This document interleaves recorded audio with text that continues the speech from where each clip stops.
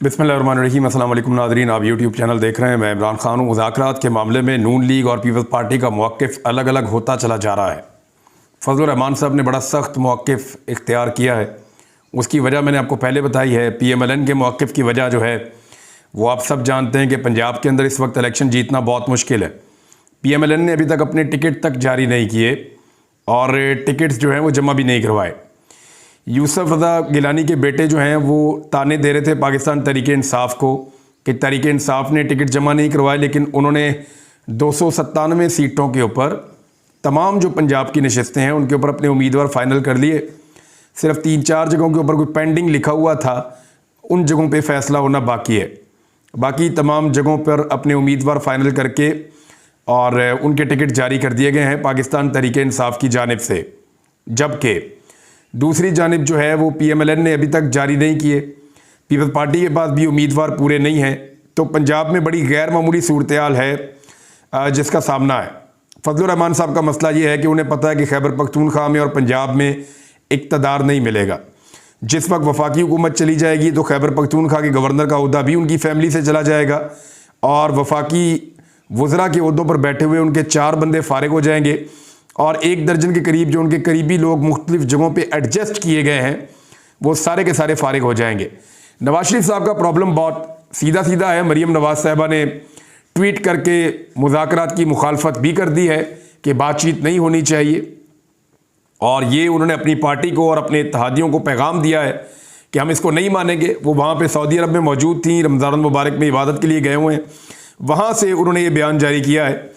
नवाज शरीफ साहब के साथ जो वादे किए गए हैं वो पूरे होते हुए इस तरह तो दिखाई नहीं दे रहे जितनी तेज़ी से वक्त गुजर रहा है। वक्त बहुत तेज़ी से गुजर रहा है और नवाज शरीफ साहब के लिए एक तो ये है कि इमरान खान साहब का पत्ता साफ करके दिया जाएगा। जो वादा मुबैना तौर पे नवाज शरीफ साहब से किया गया है और ये जो वादा है, इस वादे में इमरान खान साहब का क्लेम है कि नवाज शरीफ साहब को तहरीरी तौर पर लिख कर दिया गया है कि इमरान खान साहब का पत्ता साफ करके दिया जाएगा इलेक्शन से पहले। और साथ ही साथ नवाज शरीफ साहब की बगैर गिरफ्तारी पाकिस्तान में वापसी होगी और मियां नवाज शरीफ साहब के केसेस को ख़त्म किया जाएगा और मियां नवाज शरीफ साहब की नाअहली को भी ख़त्म किया जाएगा। ये चीज़ें एजेंडे का हिस्सा हैं, लेकिन ये सारी चीज़ें बहुत जल्दी जल्दी नहीं हो सकती क्योंकि मेरे पास कोई डाटा है वो आपको बता देता है कि ये सब चाह क्या रहे हैं। देखिए, दोनों जो फ्री कैन हैं वो मैक्सिमस पोजीशन के ऊपर जाएंगे। मैक्सिमस पोजीशन का मतलब यह है कि मुज़ाकरात से पहले दोनों फ्री कैन ज़्यादा डिमांड्स रखेंगे ताकि जब मुज़ाकरात की टेबल पे बैठें तो दोनों के पास छोड़ने के लिए कुछ ना कुछ हो। यानी एक जो है वो अगर इस जगह पे खड़ा है तो दूसरा भी अपने आप को यहाँ खड़ा करेगा और दोनों नीचे आएंगे तो किसी जगह पे जाके दोनों का मिलाप हो जाएगा और कंसेंसस हो जाएगा। अगर तो ये होना है, अगर नीयतें हुई तो ये हो जाएगा। अब इसमें पाकिस्तान तहरीक इंसाफ कोशिश करेगी कि 14 मई के करीब लेकर आए वफाकी हुकूमत को, या जो इत्तेहादी हुकूमत है शहबाज शरीफ साहब की, उसको 14 मई के करीब लेकर आए इलेक्शन के लिए। जबकि शहबाज शरीफ साहब का और उनके इत्तेहादियों की कोशिश ये होगी कि पाकिस्तान तहरीक इंसाफ को 8 अक्टूबर के करीब लेकर जाए। यानी उनकी जो डेडलाइन है वो 8 अक्टूबर को पूरे मुल्क में इलेक्शन करवाना चाह रहे हैं और पाकिस्तान तहरीक इंसाफ जो है वो 14 मई वाली तारीख के ऊपर रुकेगी। तो ये दोनों जब आपस में नेगोशिएशंस करेंगे, यानी 14 मई जो है वो साल का 134वां दिन होता है। जो साल शुरू होता है उसका 134वां दिन 14 मई होता है और जो 8 अक्टूबर है वो साल का 281वां दिन होता है। 281 281वां दिन होता है और इन दोनों के बीच में जो दिन आता है, जो इन दोनों के सेंटर में एक दिन आता है कि ना तेरी ना मेरी, अगर इस तरह भी बात हो जाए तो वो 26 जुलाई का दिन होता है। 26 जुलाई जो है वो एक ऐसा दिन है और ये बुध वाला दिन है। 26 जुलाई दोनों का सेंट्रल पॉइंट है।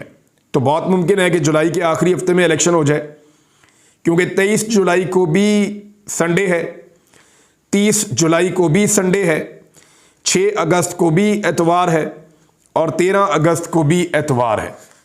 ये वो तारीखें हो सकती हैं जिनके अंदर इंतखाब करवाया जा सकता है। अगर बिल्कुल सेंटर में या मिड पॉइंट के ऊपर दोनों पॉलिटिकल पार्टीज या आप ये कह देंगे दोनों ग्रुप्स अगर बिल्कुल सेंटर में आ जाएं तो अब वो कौन सी चीज़ें हैं जो इस वक्त PDM चाहेगी या उनके सहूलतकार चाहेंगे कि इमरान खान साहब कमिट करें PDM के साथ या अदालत के बीच में या कहीं पे भी जहां वो चाहें।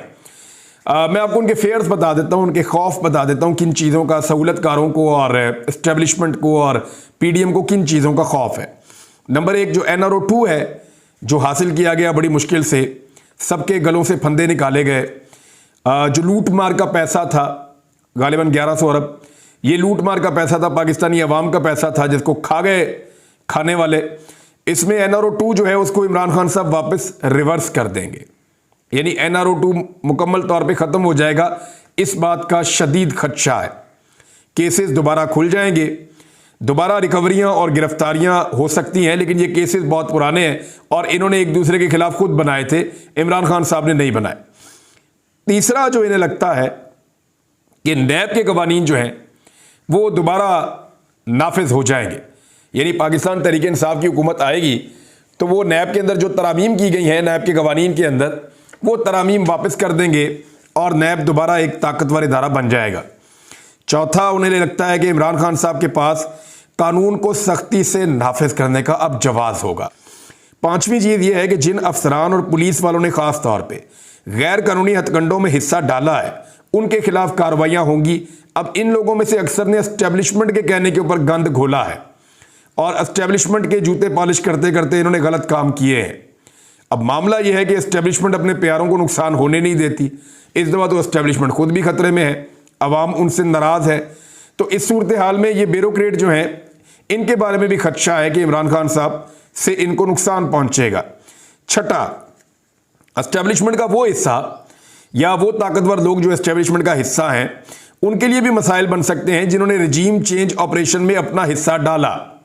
सातवां, वो ताकतवर लोग, और वो चंद लोग हैं ताकतवर लोग जिनका तस्करा अली अमीन गंडापुर भी कर रहे थे गिरफ्तारी के दौरान कल वाली वीडियो के अंदर, और जो चंद ताकतवर लोगों ने अपने इख्तियारात का गलत इस्तेमाल किया है, तशद्दुद का रास्ता अपनाया है, फस्तायत का रास्ता अपनाया है और लिमिट क्रॉस की है, वो प्रॉब्लम में आ सकते हैं।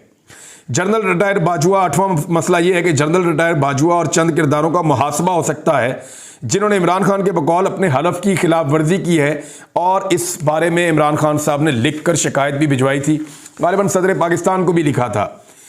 जो तोशा खाना का मामला है उसमें जरदारी और नवाज शरीफ, मरियम नवाज मुबैना तौर पे उनके ऐसे ऐसे मामलात निकल आए हैं कि अब उनको जवाब देने पड़ेंगे। इमरान खान तो निकल जाएंगे अपने केस में से, उन्होंने तो अपनी रसीदें तक दे दी हैं, उनकी चीज़ें क्लियर हो रही हैं, लेकिन जरदारी और नवाज शरीफ बहुत बुरी तरह फंस गए हैं गाड़ियाँ लेकर और वो रिकॉर्ड सामने आ गया है, अब वो इसमें नहीं बचते। फिर जो एक और चीज़ है वो ये है कि ममनुआ फंडिंग केस, पाकिस्तान तहरीक इंसाफ को आप देख रहे हैं कि अभी ममनुआ फंडिंग केस का उस तरह सामना नहीं करना पड़ रहा क्योंकि उन्होंने बहुत ज़्यादा रिकॉर्ड जमा करवा दिया है, लेकिन PMLN और पीपल्स पार्टी ने एक भी रिकॉर्ड अभी तक जमा नहीं करवाया बल्कि वो भाग रहे हैं। तो ये जो केस जिसको इमरान खान के खिलाफ खोला गया था, इसको खोलते वक्त बिल्कुल किसी को एहसास नहीं था कि PMLN और पीपल्स पार्टी इतनी बुरी तरह फंस जाएंगे। तो ये हकायक अब जो सामने आए हैं वो उनमें बुरी तरह इन्वॉल्व हो गए हैं और उससे कैसे बचेंगे। फिर एक जो आखिरी चीज़, और बहुत सारी भी चीज़ें होंगी लेकिन जो मैंने पॉइंट आउट की हैं चीज़ें, उनमें आखिरी चीज़ ये है कि जो एंटी एस्टेब्लिशमेंट लोगों के जज्बात भड़के हुए हैं, अगर इमरान खान साहब की हुकूमत बन गई तो लोगों को मज़ीद तक़वियत मिलेगी और लोगों को मज़ीद हौसला मिलेगा कि एस्टेब्लिशमेंट को पाकिस्तान में हराया जा सकता है और आवाम की ताकत से आप तब्दीली ला सकते हैं। वो बाद में आपके साथ शेयर करेंगे, लेकिन बड़ी खबर यह है कि बिलावल जरदारी साहब जाएंगे भारत और भारत में जाकर वो जो शंघाई ताउन तंजीम है उसके इजलास के अंदर शिरकत करेंगे। पाकिस्तान ने एक पॉलिसी बनाई थी इमरान खान साहब के दौरे हुकूमत में, जिस वक्त भारत ने आर्टिकल 370 को ख़त्म किया था और जो एक जुदागाना हैसियत है मकबूजा कश्मीर की उसको ख़त्म किया था, तो पाकिस्तान की स्टेट ने, रियासत ने इमरान खान साहब की सरबराही में ये पॉलिसी बनाई थी कि हम भारत के साथ किसी किस्म के ताल्लुकात तब तक नहीं रखेंगे जब तक कि कश्मीरियों को उनका खसूसी स्टेटस वापस नहीं मिल जाता। और बहुत ज़्यादा नारे लगाए बिलावल ने, उनकी पार्टी ने, PMLN ने, उनकी पार्टी ने, वो ये कहते रहे कि इमरान खान ने कश्मीर का सौदा कर दिया, कश्मीर को बेच दिया, लेकिन इमरान खान ने उसके बाद से लेकर अब तक जनरल बाजुआ की मुखालफत मोल लेने के बावजूद भारत के साथ बातचीत नहीं की और वो डटे रहे इस बात के ऊपर कि हम ताल्लुकात नॉर्मलाइज तभी करेंगे जब कश्मीरियों को उनका हक मिलेगा। लेकिन अब बिलावल साहब की पॉलिसी ये है कि वो जा रहे हैं मई के आगाज़ में, पहले हफ्ते में भारत, और भारत का दौरा करने लगे हैं।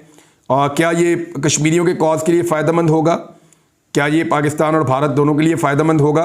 ये पॉलिसी है इस हुकूमत की, लेकिन माजी में जब वो इमरान खान साहब के ऊपर कीचड़ उछालते थे, इल्ज़ामात लगाते थे, जब बिलावल नवाज शरीफ को कहते थे मोदी का जो यार है गद्दार है, तो मोदी के यार को एक धक्का और दो, तो उस वक्त उनको इस बात का एहसास होना चाहिए था कि कल को उनके गले भी कोई जिम्मेदारी पड़ सकती है।